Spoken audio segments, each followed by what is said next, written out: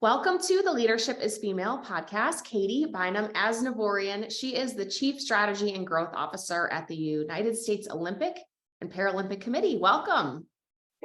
Thank you. Thanks for having me, Emily. Yeah, we're so excited to have you today and learn about your career and all you do at the USOPC. So can you start off by telling us who you are and what you do? Yeah, sure thing. So I oversee our strategy and growth division at the U.S. Olympic and Paralympic Committee. And you might wonder, what on earth is strategy and growth? It is a division comprised of three different functions. One, brand and fan engagement. So how we leverage Team USA to tell our athlete stories and engage with fans. Two, external affairs, which is an integration of our communications, international relations, and government relations functions. And then the third is business innovation, which is largely our strategic planning and data center of excellence function. And so you say, okay, well, that's a lot, and how do they all work together? And our purpose and what we get up every day collectively to think about as a division is, how are we stewarding the Team USA and USOPC brands and reputation? How are we staying 2 steps ahead? What's going on in the industry? How do we better serve our stakeholders? What is our impact? How are we measuring that? How are we talking about it? How does that generate revenue that then ultimately serves our mission? And it just becomes a cycle that kind of continues and is nurtured on an ongoing basis. Well, I'm excited to dig in more to your day-to-day and what you're doing for Team USA and talk about upcoming Olympic events. But I want to go back a little bit and talk about how you got there.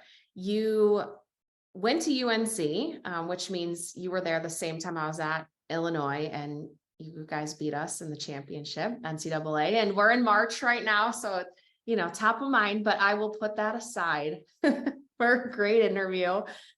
When you were there, did you dream of working at the USOPC? Was this something that you had in the back of your mind from a little girl, or is this something that developed as your interests in marketing developed during your studies?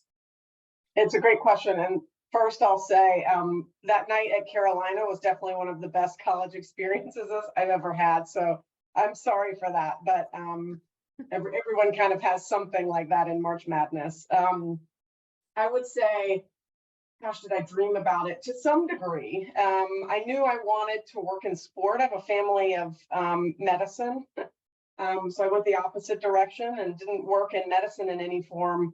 And knew I wanted to get in the sports business, and also knew I had aspirations to just work in global business. And when probably a few years into my sports career, had always had a love for the Olympic and Paralympic movement, and knew and liked the mission-based aspect of the movement, the global nature of the movement. So I wouldn't say I put a pin up there and said I always wanted to be here, but definitely as I grew in my career, I knew this was a dream job for a variety of reasons, and didn't know exactly how this path would unfold, but certainly love, and I'm grateful that it did in the way that it did.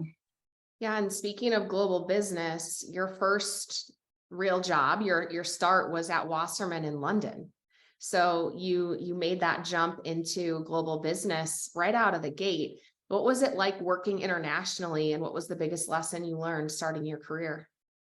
Yeah, so I started actually at Wasserman in Raleigh, North Carolina. And then after 3 or 4 years, had the opportunity to move over and help them start their international consulting business, which was great. They didn't have the traditional US market business they had in the UK, and wanted to start that. But at the time, Casey Wasserman was doing a number of acquisitions.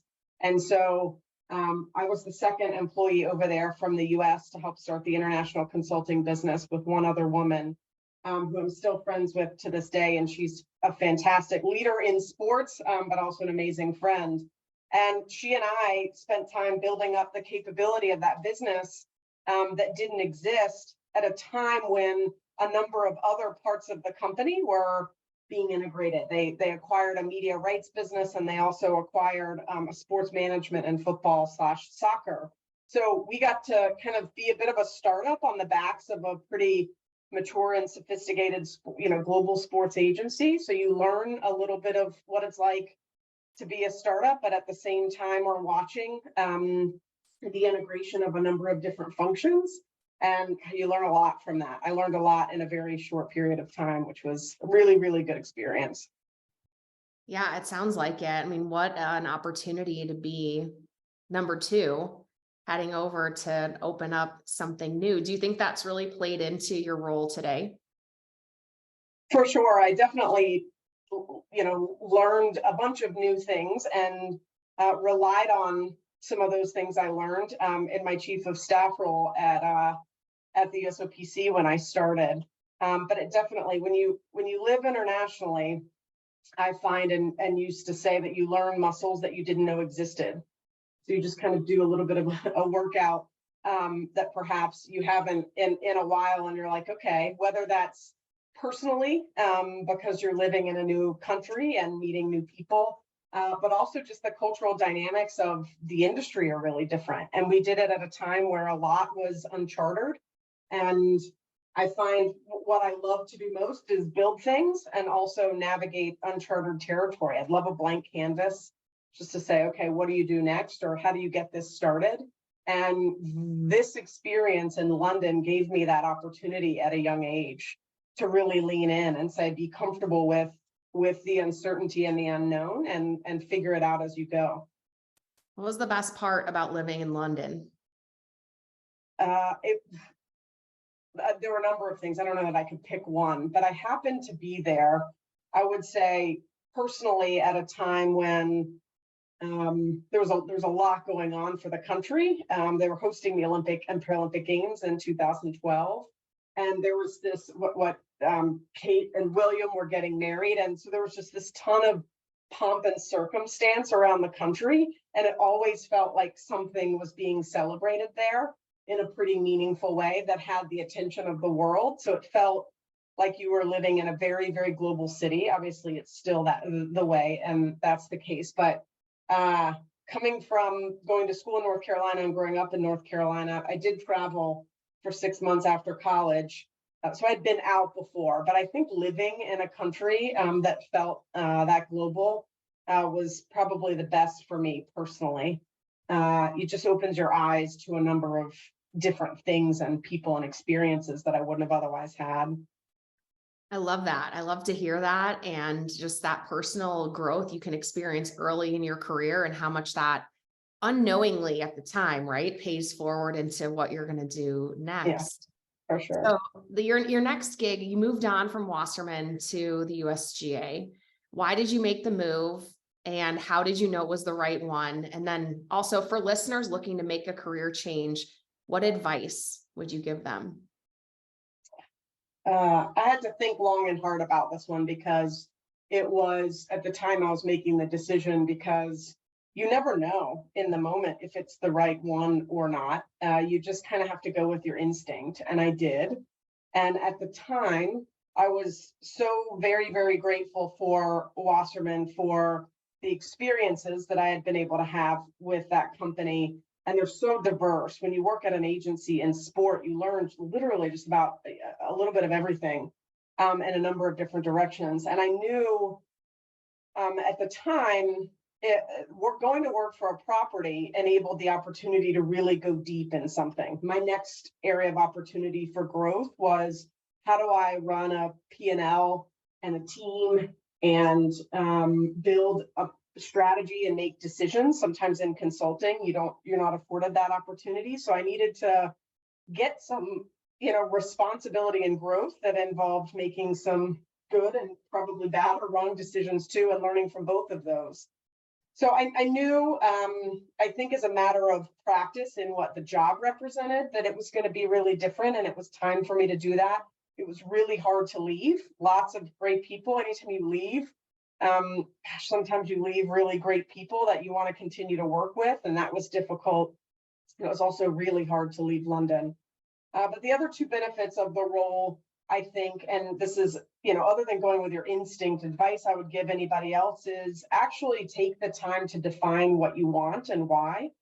I loved the business of golf, and I loved that the USGA was a mission-driven nonprofit. And so I was staying in sport, but I was going to work for a nonprofit. in sport. And I knew that I had an affinity and passion for the business. And I've gotten this advice a couple times in my career, and I think it's really good. Just take a minute to define what you want versus reacting, right? People end up in certain places in their career because they think they should be doing something because of someone else imposes on it, or they're just reacting to this was given to me or this door opened, I need to take it. And one of the best things you can do for yourself is make sure you have your own criteria, which by the way will change as you go through your career. So it needs to be refreshed, and keeping yourself honest and saying, okay, it might be a bigger, more high paying job in this scenario and you think you should take it. But if it doesn't meet those criteria that are core to who you are and what's going to get you up every day, you may not want to do it. And sometimes the hardest decisions in those scenarios are saying, no, I'm going to wait for something else or go find something else. But I think keeping yourself honest against what you want to do is probably the best advice I could give. Yeah, that's amazing advice. And I think also, this conversation, USGA, I think is on a lot of people's minds right now because pop culture has really picked up on a lot of these golfers and hoping to see it on the women's side as well. What was your experience like working for USGA? Are you traveling to all the tournaments? Like where does your role land and what does a lot of that day-to-day look like? At the USGA, I ran their commercial function, which was all of their commercial partnerships. And at the time, too, ticketing and hospitality for their major championships. So that was the US Open, the US Women's Open, Senior Open, and Senior Women's Open. And it was some travel to those championships, especially when they're taking place. You're there for the duration of a little bit before, throughout, and a little bit after.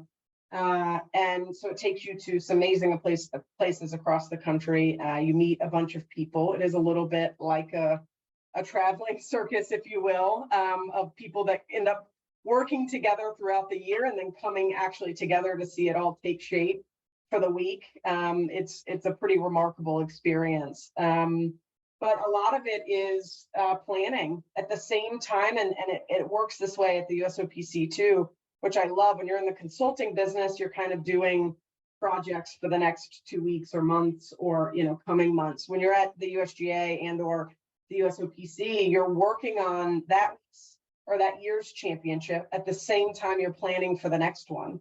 At the same time, you're also planning for the next one. So while I have been 4 years at the USOPC, this year's US Open at LA Country Club was something that I worked on when I left in 2019. And even the 2024 US Open next year. So I still have this connection to knowing I was a part of that planning. You're doing planning for 10 years out at these organizations. At the same time, you're also saying, okay, what does tomorrow look like? And the way that stretches your brain, I love a lot. And again, is really different. It's for a certain group of people, those that work in for-profit companies that need to churn quarterly results. It's very different for. But I enjoy it. So speaking of USOPC, you moved on and moved to USOPC as the chief of staff in 2019. I'm really curious about this role as I'm seeing the chief of staff popping up inside a lot of businesses. What was your role and how did taking a chief of staff role contribute to your growth as a leader? And how did this role help you to become chief strategy and growth officer in 2020, not too long after? Yeah, I love to see the chief of staff role popping up in a few different places. And I've had a couple of recruiters actually call and ask, to help develop like what this type of role is. And the good and bad news of it is it really depends on the leader and what the leader needs. In this case, it was the CEO, and it also really depends on where the organization is. So it's very much a change management based fill gaps. I like to affectionately call it a kitchen sink job.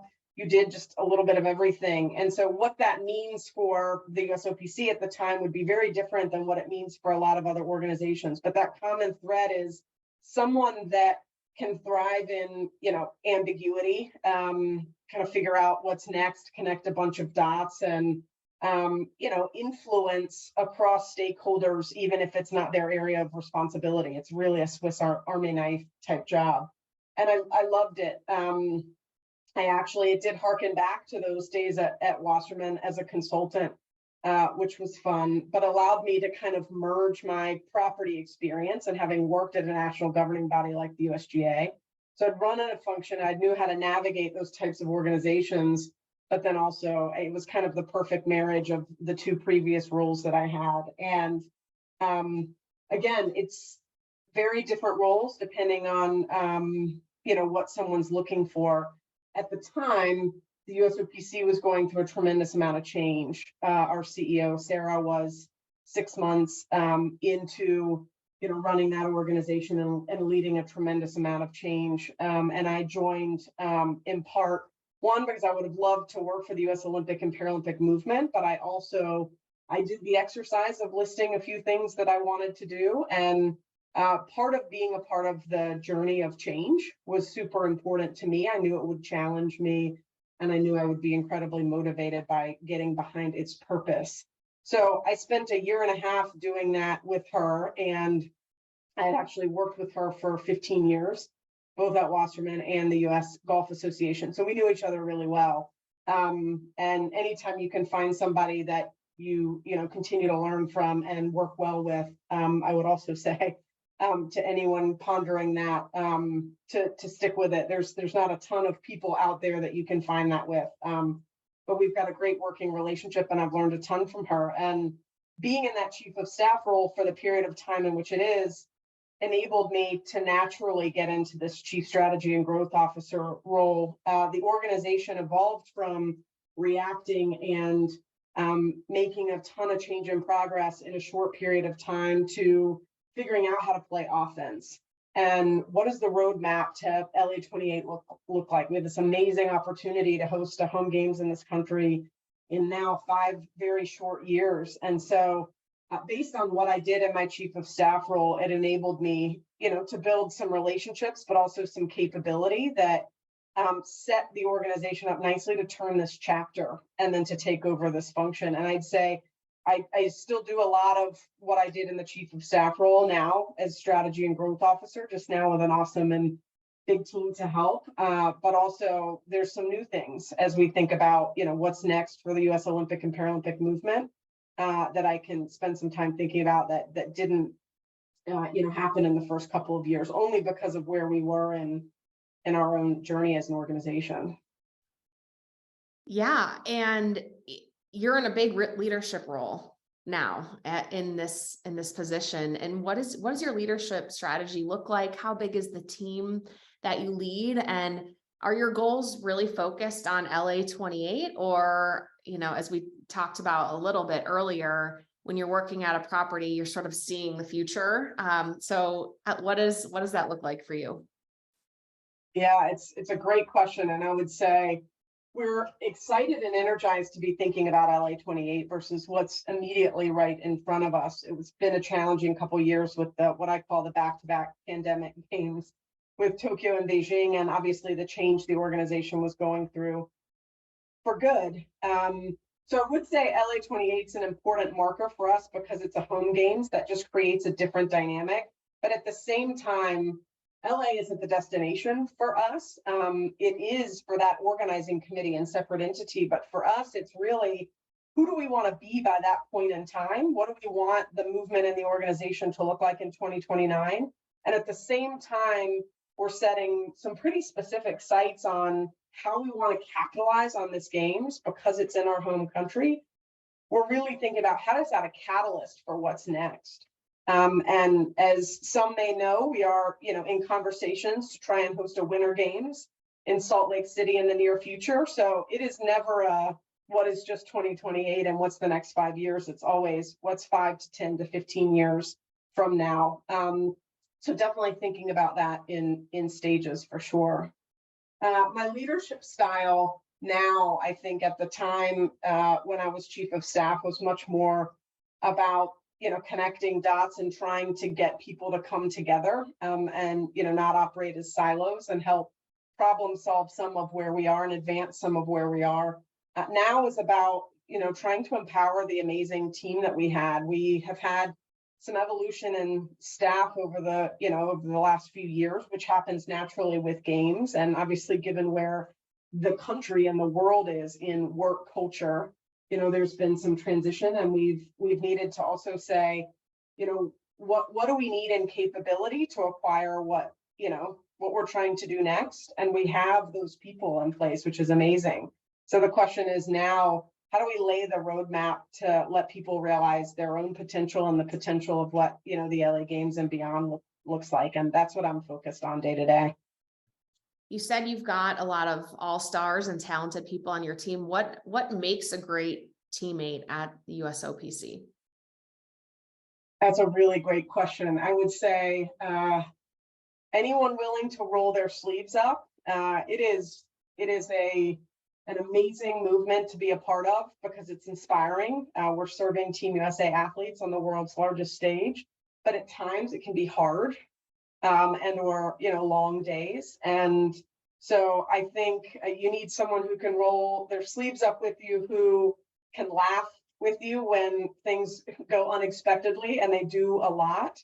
Someone that has your back and can have open and honest conversations. Everyone kind of jokes, it's like, oh, what do you do in between games? Every 2 to 4 years, as if, right, there's nothing to do in between. And there's a tremendous amount of prep and preparation that goes into each games. And there's never a dull moment. It's not no day is the same. So you kind of need people who can adapt with you, who are good with ambiguity and can be honest about, what challenges are we seeing and how to get through them together. So speaking of adaptation and rolling your sleeves up and working in ambiguity, what's the biggest hurdle you've had to overcome in your career? I would probably say to one, just in the spirit of what you were just talking about, expecting the unexpected. I'm a planner by nature. And I think my parents would laugh to know that probably the biggest thing my career has taught me is patience in some form, because you just really, I think the thing to recognize is most things don't happen the way you expect them to. And when you get comfortable being uncomfortable or expecting the unexpected, you are more poised in situations and confident and can manage those situations than if you put too much stock into them going a certain way. And quite frankly, I've come to appreciate and embrace the messiness of those moments when they don't go the way you want to, because I know that's where you learn, and I know that's where maybe things end up being better than you otherwise imagine. And there's something humbling about it, and gosh, super hard in the moment. I'm not really sure if I had an out-of-body experience and told myself that in the moment, I'd recognize it. But looking back, for sure, those definitely make you better. I resonate with that so much. Working in sports, it's the best laid plans, and then some days it rains. So it's something I can definitely appreciate, and I'm sure our listeners can too. Just as people, I think, that are attracted to this industry because you were an athlete yourself or you're a goal getter. It's a good industry to align with those personality traits, but someone who's expecting practice, performance, and then when things don't go wrong, having to implement patience is really, really challenging. I'll tell you a funny story. On the week of it's sometime in March in 2020, we postponed the Olympic and Paralympic Games. The same week we postponed our wedding, which was an interesting week to try and process and to take to heart the advice and or lessons that I've already learned, because that was a lot in 1 week. But at the same time, the pandemic was certainly out of our control, but it just put a lot of things into perspective. It's like, okay, what are you going to do with this now? And how are you going to navigate the realities that you have in front of you? Despite all of the planning, both of those events represented with a lot of energy and commitment. So it made me smile. Yeah, you had a double whammy there with your personal and professional life in 1 week. That is a lot to deal with. But now looking back, it's like this weird time warp. And we have gotten to the other side of it. And like you stated, we identified the things that are most important to us, that a lot of it was blind as you were just kind of running through what you needed to do day to day and what was next on the list. Yeah, I completely agree. So you're obviously somebody who is very skilled and who knows how to go after what you want. How much do you think the skills of willpower and confidence have played into your success? Definitely a lot. And at times, gosh, both of them get challenged where you have to realize how enduring are they and strong are they. If I had to add two more, I would also add curiosity. In large part, that was advice I was given early on in my career, but I still embrace today, and that's just the spirit of being a continuous learner and of continuous improvement. And I think to some degree, I would pair that with confidence and willpower. And the other one I mentioned already, but I can't value enough, at least in the jobs that I've had, is just patience. It goes back to that, which is willpower and confidence. When things don't go the way you want them to, you need to maintain confidence and willpower to see them through in a new and different way. But you also need that patience and curiosity, right? Because my guess is instead of going straight, you're taking a left turn. You're like, well, I don't know what's in this left turn. So there's a mix of that constantly learning and constantly, being steadfast in your own conviction to be open to learning and a new path, which I think is super important too. Yeah, I love those four that you named: willpower, confidence, curiosity, and patience. And the best leaders that we talk to, that we interview on this podcast, all mention curiosity, being a continuous learner, not being so stuck in your ways. I think it's really the best way to be a better leader and to, keep going after your job with excellence, is to be curious and learn more. I think we can grow every day. And I'm so happy that you touched on that and restated that for the audience. Yeah, I think we're kidding ourselves if we all think we have the answers. So I know. Curiosity keeps us, especially in this ever-changing world, right? Keeping up with everything. Absolutely. And it's a job in and of itself. Yeah, feedback used to be like, for this period of time, I don't know, maybe it was like in our 20s where it was so hard to take feedback because it felt like critical. And now it's like, all right, feedback mixed with being curious. Like if you put those two together, it doesn't feel harsh. It feels like, how can I look at this and get better? And if I get better, then I'm better at my job, I'm a better leader, make more money. Like it all goes together in that upward trajectory. Totally. It should be empowering. Absolutely. So what are you looking forward to most for the next Olympic Games? I don't want to jinx anything in saying this, but I'll start with some return to normalcy. I have experienced a few different Olympic Games, but the first one in this capacity was the Tokyo and Beijing, as I mentioned, affectionately the back-to-back pandemic games. So Paris is hopefully a return to normalcy, but beyond that, gosh, it's a magical city. And I think we have been spending a lot of time not only learning from these last two games, but reinventing how we service our stakeholders. So from us, you'll see a lot of new and different and improved. And I'm excited to see that come to life. Some of that just wasn't possible. That thinking wasn't possible for the last two games. And the team's been working hard on a bunch of really creative and forward-thinking concepts that I hope are realized and celebrated around the Paralympic Games. And, for our athletes and their families, I think a return to normalcy hopefully, means they get the dream that they've experienced and dreamt about for so long. So there's a lot to look forward to. But that being said, I'll be a broken record in saying something unexpected will happen, and we'll look forward to that too. Yeah. I think as someone who's watched the games since I was a little kid, that the best part is the stories of the athletes, and then the involvement of their family. And watching the games during the pandemic was equally inspiring and also heartbreaking when the families couldn't be there to celebrate the success of their athlete. And that's, I think, what I'm looking forward to the most as a viewer, is like bringing and seeing everyone back together again to celebrate the moment they've worked for their whole life. It's incredible. Yeah. Is there Yeah, me anything too. else you want to leak on the podcast today we could be looking forward to as viewers of the Olympics? Well, not yet, but stay tuned. We've got, gosh, just under 500 days until Paris. So there'll be a lot more between now and for sure. Love it. Love it. Okay.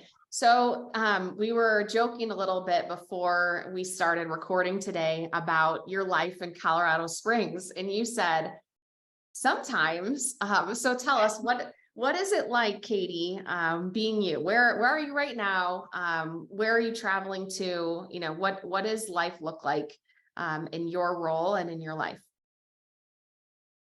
I am in Boston at the moment. My husband and his family are here, and I'm here a lot, which is great. It allows me to pop down to New York easily. We've got a lot of staff and partners in New York City. It's also convenient to head over to Europe, which I do pretty frequently, to see our partners in the Olympic and Paralympic movement. And then based part-time too in Colorado Springs. That's where our headquarters are.